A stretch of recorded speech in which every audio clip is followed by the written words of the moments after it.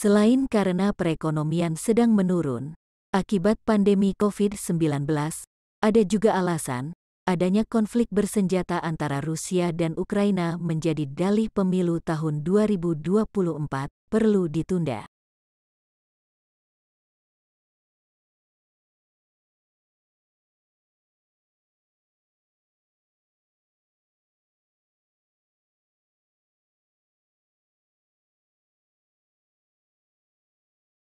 Mungkinkah ini bisa menjadi alasan?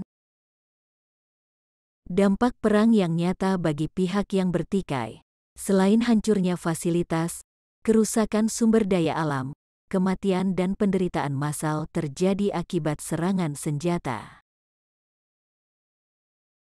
Hari-hari pun diliputi rasa panik, cemas dan ketakutan. Tentu saja, perekonomian rakyat dan negara pun dapat menjadi luluh lantak seiring kedahsyatan peperangan. Peperangan, dalam suatu masa yang sudah memasuki era menyatunya dunia ini, peristiwanya yang meski, di suatu bagian tertentu, pastilah imbasnya meluas.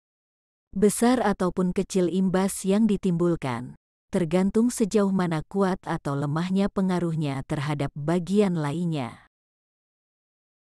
Tidak serta-merta terkait kedekatan geografis semata. Sekali lagi, dalam suatu masa yang sudah memasuki era menyatunya dunia ini, kedekatan kepentingan antar negara terkadang jauh melebihi kedekatan geografis. Hubungan Indonesia dengan Rusia maupun Ukraina, yang pada saatnya dahulu merupakan bagian dari Uni Soviet, memiliki tautan politik di masa lalu. Romantisme, poros Jakarta, Peking, Moskow, Pyongyang, tetap terpelihara, meskipun kini lebih tampak dengan relasi ekonomi dan perdagangan. Direktur Indef, Tauhid Ahmad, menyebutkan, ada 88 juta proyek investasi asing Indonesia di Ukraina yang bernilai 1,6 juta dolar AS. Dengan konflik yang terjadi saat ini, disebutkan, akan berpengaruh terhadap jalannya proyek investasi tersebut. Sementara itu, dosen Departemen Politik dan Pemerintahan UGM, Bayu Dardias Kurniadi, mengungkapkan, kenaikan harga BBM merupakan dampak yang paling krusial dan harus diantisipasi dari konflik Rusia-Ukraina.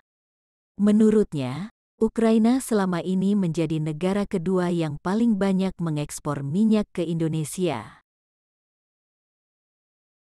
Ketua Umum Gabungan Pengusaha Makanan dan Minuman Seluruh Indonesia, Adi S. Lukman, mengungkapkan, Ukraina merupakan salah satu negara penghasil gandum terbesar yang memasarkan komoditasnya ke seluruh dunia.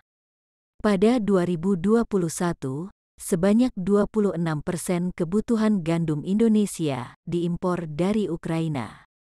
Total kebutuhan gandum tahun lalu sebanyak 11,5 juta ton. Dengan gambaran keadaan seperti itu, dapatkah jadi alasan menunda pemilu? Sesuai dengan undang-undang yang mengatur pemilihan umum yang berlaku saat ini, yaitu Undang-Undang Nomor 7 Tahun 2017, Pasal 431 Ayat 1 dan 2. Dalam hal di sebagian atau seluruh wilayah negara Kesatuan Republik Indonesia terjadi kerusuhan, gangguan keamanan, bencana alam, atau gangguan lainnya, yang mengakibatkan sebagian tahapan penyelenggaraan pemilu tidak dapat dilakukan pemilu lanjutan.